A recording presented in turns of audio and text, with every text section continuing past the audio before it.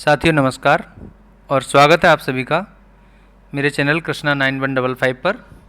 और इस वीडियो में हम मध्य प्रदेश लोक सेवा आयोग द्वारा आयोजित की जाने वाली सहायक कुल सचिव परीक्षा 2022 के अंतर्गत पार्ट बी के यूनिट 2 के टॉपिक लोक सेवा गारंटी अधिनियम 2010 के बारे में अध्ययन करेंगे। ठीक है, चलिए शुरू करते हैं। सबसे पहले हम लोक सेवा गारंटी अधिनियम 2010 के लिए कुछ संक्षिप्त परिचय पढ़ लेंगे। उसके बाद हम इस विषय पर कुछ प्रश्नों का अभ्यास करेंगे। ठीक है, देखिए, मध्य प्रदेश लोक सेवा गारंटी अधिनियम 2010। ठीक है, देश में पहली बार अपनी खास तरह का यह अधिनियम है जो निर्धारित समय सीमा में नागरिकों को सार्वजनिक सेवाओं के लिए, ठीक है, सेवाओं के प्रदान की गारंटी देता है। मतलब एक तरीके से ये है कि जो हमारे जो भी नागरिक हैं वो अगर हमें किसी मतलब हमारे शासन के किसी विभाग से किसी खास जानकारी या कुछ सेवा चाहते हैं तो उसके लिए एक निर्धारित समय सीमा में यह सेवा देता है। ठीक है, तो ये चीज़ है। मध्य प्रदेश लोक सेवा गारंटी अधिनियम 2010 नागरिकों को निर्धारित समय के भीतर बुनियादी सार्वजनिक सेवाओं के प्रदान की गारंटी देता है।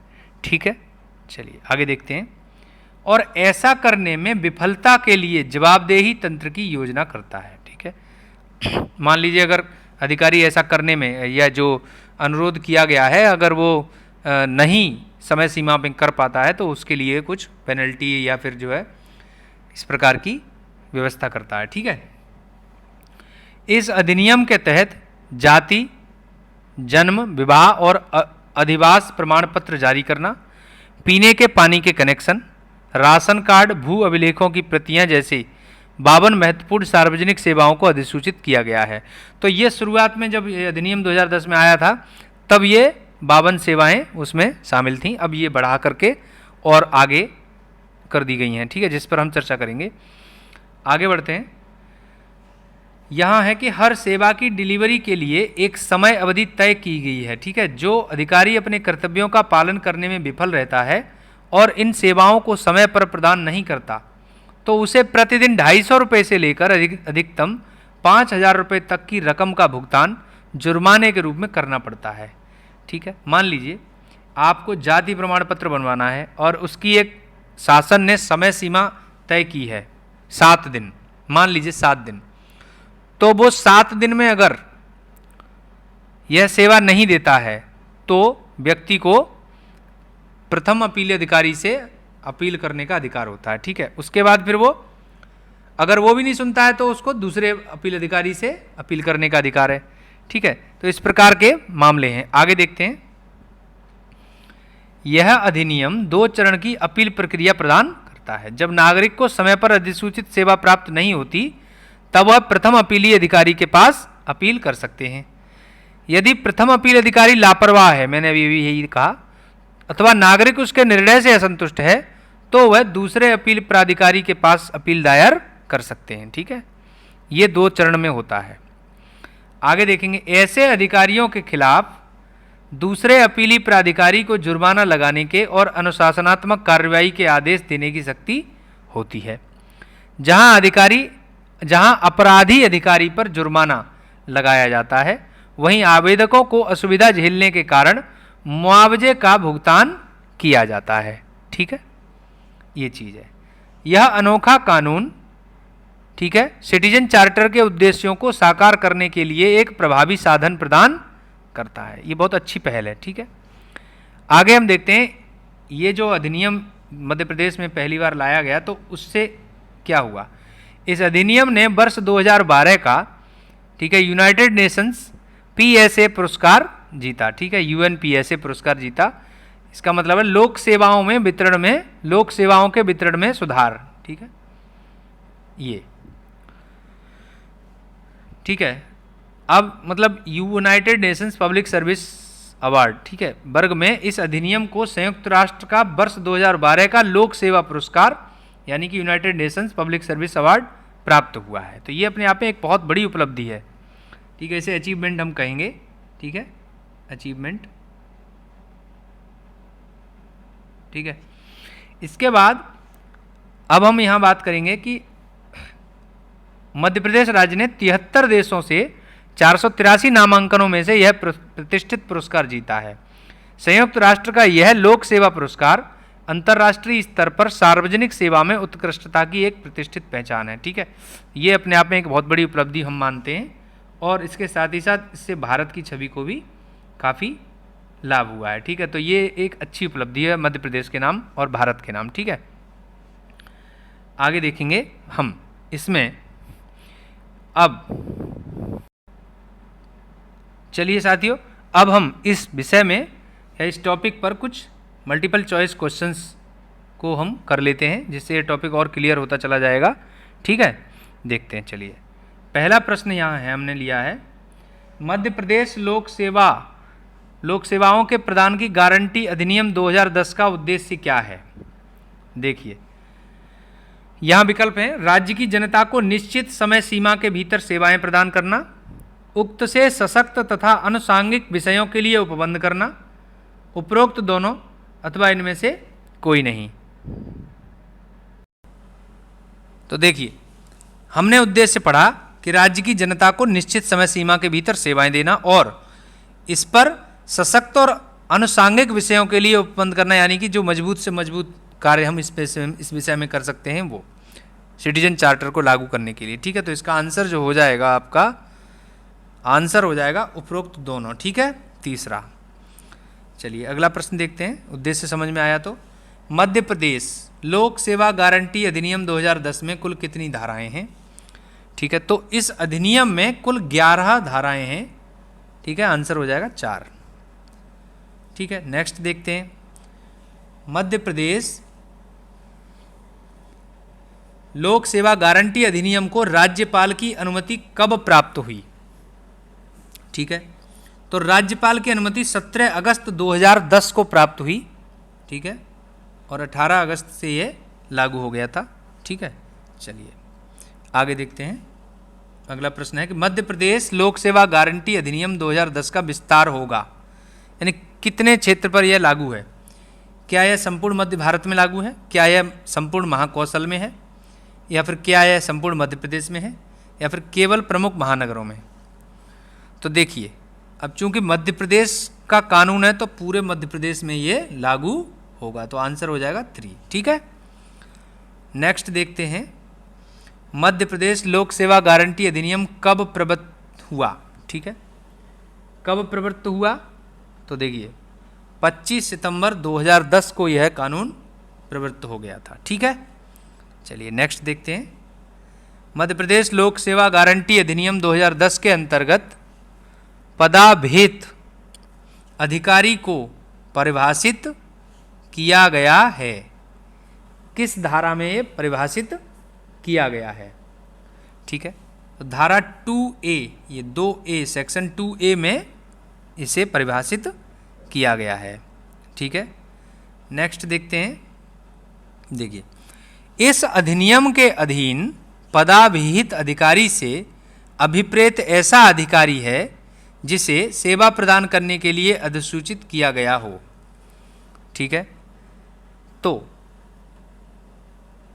क्या होगा, ये किस धारा में लिखा गया है, धारा 3 में लिखा गया है, ठीक है। चलिए, मतलब कहने का ये है कि जिसे हमने सेवा देने के लिए मतलब अनुरोध किया है वो अधिकारी कौन है, तो वो धारा 3 के अंदर परिभाषित किया गया है, ठीक है। चलिए नेक्स्ट देखते हैं, इस अधिनियम के अंतर्गत परिभाषित पात्र व्यक्ति कौन है, ठीक है। पात्र व्यक्ति कौन है, क्या वो है, समाज सेवा के लिए पात्र है, जो समाज सेवा के लिए पात्र है, जो प्रशासनिक सेवा के लिए पात्र है, जो अधिसूचित सेवा के लिए पात्र है, या फिर नागरिक सेवा के लिए पात्र है। तो यहाँ पर ये अधिसूचित सेवा के लिए पात्र व्यक्ति को ही यहाँ पर पात्र व्यक्ति माना गया है, ठीक है, ये परिभाषित किया गया है, ठीक। नेक्स्ट देखते हैं, अगला क्वेश्चन यहाँ है, इस अधिनियम के अंतर्गत प्रथम अपील अधिकारी परिभाषित है, किस धारा में, ठीक है। तो ये धारा 2C में, ठीक है, सेक्शन 2 के सी पार्ट में ये चीज़ डिफाइन की गई है कि प्रथम अपील अधिकारी कौन होगा। ठीक है, नेक्स्ट देखते हैं। इसके अलावा मैं आपको यहाँ बताना चाहता हूँ कि हमने अभी भी पढ़ा कि पात्र व्यक्ति जो होगा वो, ठीक है, पात्र व्यक्ति के लिए हमने अभी भी बात की, वो 2B में होगा। ठीक है, और सेवा का जो अधिकार है, सेवा का अधिकार यानी राइट टू सर्विस अधिकार, ठीक है, ये आपका 2E में है। ठीक है, इसके अलावा द्वितीय अपील अधिकारी के बारे में जो लिखा गया है, ठीक है, द्वितीय अपील अधिकारी, ठीक है, द्वितीय अपील अधिकारी, ये आपका 2G में लिखा गया है। ठीक, चलिए नेक्स्ट देखते हैं। यहां कह रहे हैं इस अधिनियम के अंतर्गत राज्य सरकार से अभिप्रेत है। ठीक है, राज्य सरकार का क्या मतलब है यहां? ये राज्य सरकार का मतलब मध्य प्रदेश की सरकार। ठीक है, चलिए नेक्स्ट देखते हैं। इस अधिनियम के अंतर्गत सेवाओं, पदाभेद अधिकारियों, प्रथम तथा द्वितीय अपील अधिकारियों तथा निश्चित की गई समय सीमा को कौन अधिसूचित कर सकेगा? ठीक है, तो इसे राज्य की सरकार ही अधिसूचित कर सकेगी। ठीक है, चलिए आगे देखते हैं। इस अधिनियम के अंतर्गत सेवा का अधिकार यानी कि राइट टू सर्विस का अर्थ क्या है? हमने अभी भी बात की राइट टू सर्विस, ये 2E में लिखा गया है। पहली बात तो ये हमने बताया था अभी। अच्छा, तो यहां क्या कह रहे हैं? विहित समय के भीतर सेवा प्राप्त करने का अधिकार। ठीक है, सेवा की अवधि उपरोक्त दोनों या उपरोक्त में से कोई नहीं। तो यहां पर जो, ठीक है, राइट टू सर्विस का जो मामला है वो क्या होगा? विहित समय के भीतर सेवा प्राप्त करने का अधिकार, ये इसका राइट टू सर्विस का मामला है। ठीक है, अगला प्रश्न हम देखते हैं। इस अधिनियम के अंतर्गत मतलब कि मध्य प्रदेश लोक सेवा गारंटी अधिनियम के अंतर्गत निश्चित की गई समय सीमा के भीतर सेवा प्राप्त करने का अधिकार है, यानी ये किस धारा में लिखा गया है? ठीक है, तो ये धारा 4 में लिखा गया है। ठीक है, धारा 4 में। आगे हम देखेंगे, इस अधिनियम के अंतर्गत अधिसूचित सेवा प्राप्त करने के लिए आवेदन प्रस्तुत किया जाएगा। किसे प्रस्तुत किया जाएगा आवेदन? पदाभेद अधिकारी को। इस प्रकार प्राधिकृत उसके अधीनस्थ को, राज्य सरकार द्वारा आवेदन प्राप्त करने हेतु प्राधिकृत व्यक्ति को, या फिर उपरोक्त सभी को। तो यहाँ जो ऊपर जितनी भी चीजें लिखी गई हैं वे सभी डिफाइंड हैं यहाँ पे इस एक्ट में, तो उपरोक्त सभी को इसका आंसर हो जाएगा। ठीक है, नेक्स्ट देखते हैं। इस अधिनियम के अंतर्गत निश्चित की गई समय सीमा प्रारंभ होगी।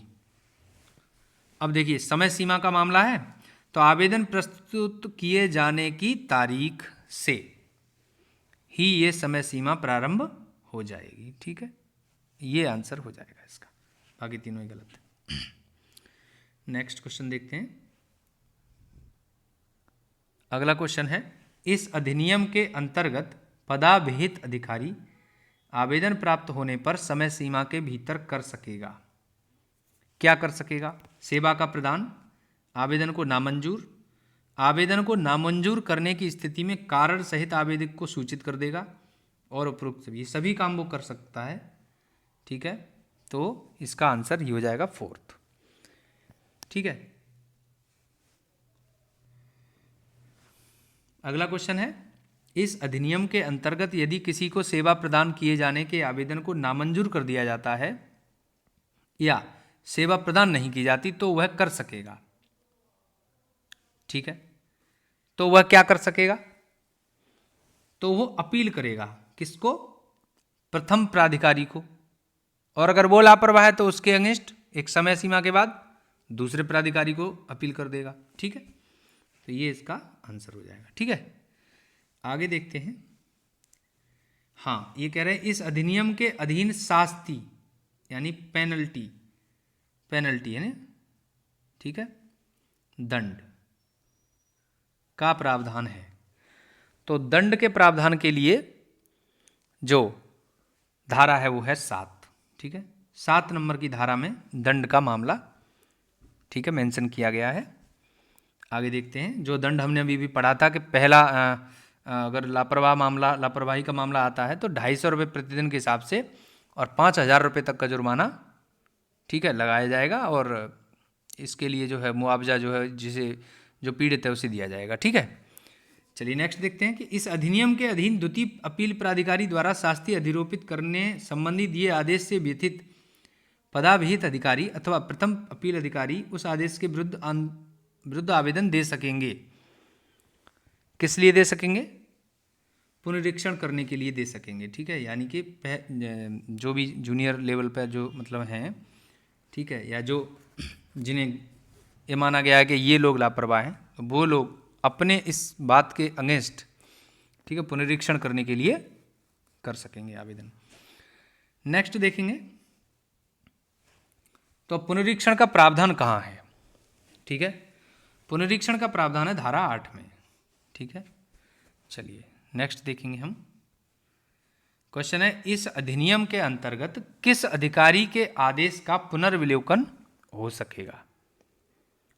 देखिए, तो पुनर्विलोकन जो है वो नाम निर्दिष्ट अधिकारी का, अब यहाँ चाहे कोई भी हो, ठीक है, उसको पुनर्विलोकन हो सकेगा, ठीक है। इसके बाद अगला क्वेश्चन है इस अधिनियम के अंतर्गत उपबंधों को कार्यान्वित करने हेतु नियम बनाने की शक्ति किसे है? तो नियम बनाने की शक्ति राज्य सरकार को है, ठीक है।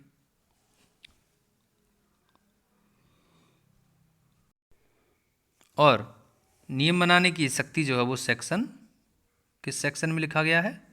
11 में, ठीक है, 11 नंबर की जो अंतिम धारा है हमारी उसमें लिखा गया है, ठीक है। अच्छा, इसके बाद देखिए, तो साथियों ये जो है मध्य प्रदेश का राजपत्र ये देख रहे हैं हम, ठीक है, ये अधिनियम वाला पेज है, सीधा सीधा आप देख सकते हैं,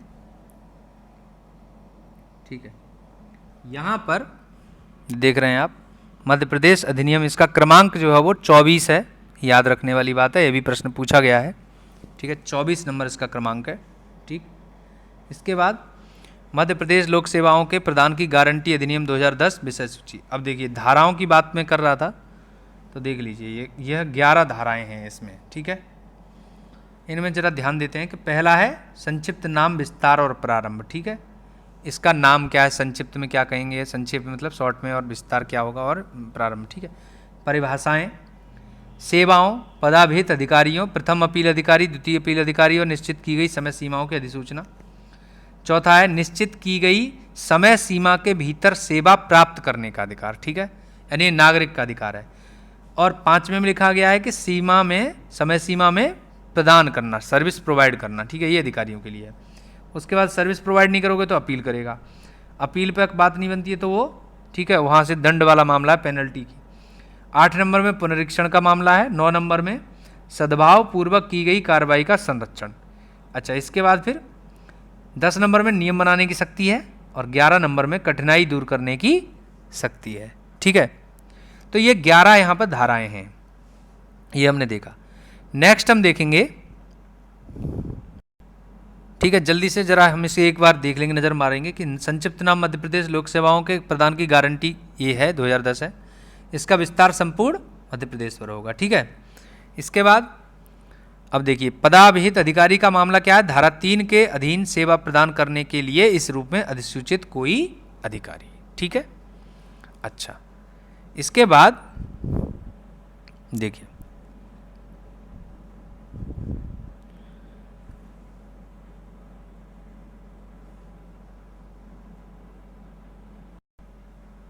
यहां हम देख लेंगे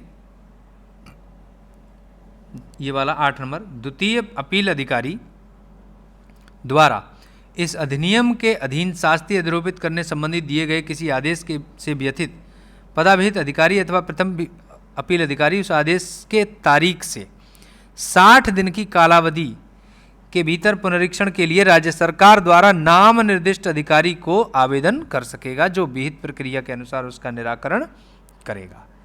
परंतु राज्य सरकार द्वारा नाम निर्दिष्ट अधिकारी का यह समाधान हो जाने पर कि उक्त आवेदन पर्याप्त कारण से समय पर नहीं दिया जा सका था, तो वह ऐसे आवेदन को 60 दिन की उक्त कालावधि के अवसान हो जाने के पश्चात भी उसे ग्रहण कर सकेगा। ठीक है, देखिए नेक्स्ट 11 नंबर की धारा देखते हैं। तो लिखा है, यदि इस अधिनियम के उपबंधों को प्रभावशील करने में कोई कठिनाई आती है तो राज्य सरकार इस अधिनियम के उपबंधों से असंगत न होने वाले आदेश द्वारा कठिनाई दूर कर सकेगी। ठीक है, कठिनाई दूर करने की शक्ति राज्य सरकार के पास है, और राज्य सरकार ही नियम बनाने की शक्ति भी रखती है। ठीक है, राज्य सरकार राजपत्र में अधिसूचना द्वारा इस अधिनियम के उपबंधों को कार्यान्वित करने हेतु नियम बना सकेगी। ठीक, तो ये चीज आपने पढ़ी। ठीक, इसके बाद अब देखिए हम ये प्रश्न कर रहे थे। ठीक है, इस अधिनियम के अंतर्गत उपबंधों को कार्यान्वित करने हेतु नियम बनाने की शक्ति किसे है? राज्य की सरकार को। ठीक, चलिए, तो दोस्तों यदि आपको यह वीडियो हेल्पफुल लगा है तो प्लीज़ आप लोग इसे शेयर करें, लाइक करें और कमेंट करें। ठीक है, और चैनल को सब्सक्राइब कर लीजिए। Thanks for watching.